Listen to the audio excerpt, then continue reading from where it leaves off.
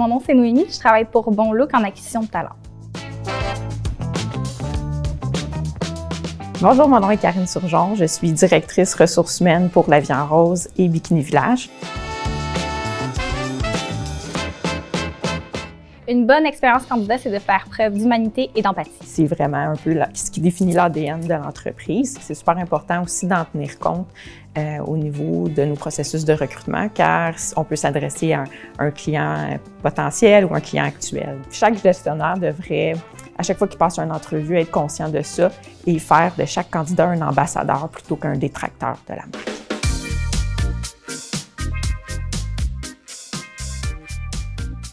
Dès le moment où est-ce que vous faites un affichage, il faut que ça soit simple pour que le candidat puisse s'appliquer.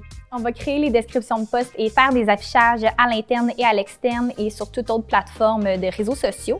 Et puis, par la suite, on embarque dans le processus d'entrevue téléphonique et d'entrevue en personne. Une étape qui est souvent omise, c'est l'étape de l'entrevue téléphonique.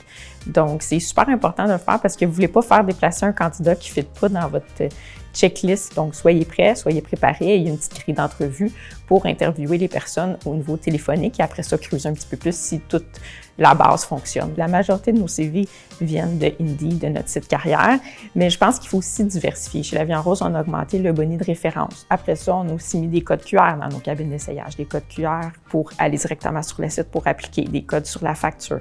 On a aussi des documents qu'on peut mettre dans les sacs des clientes pour dire on recrute, voilà.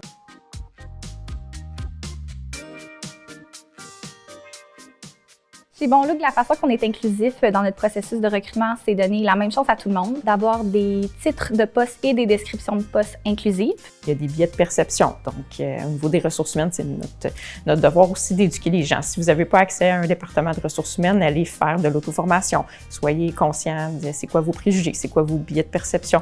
Et chaque milieu de travail qui inclut différentes minorités est gagnant.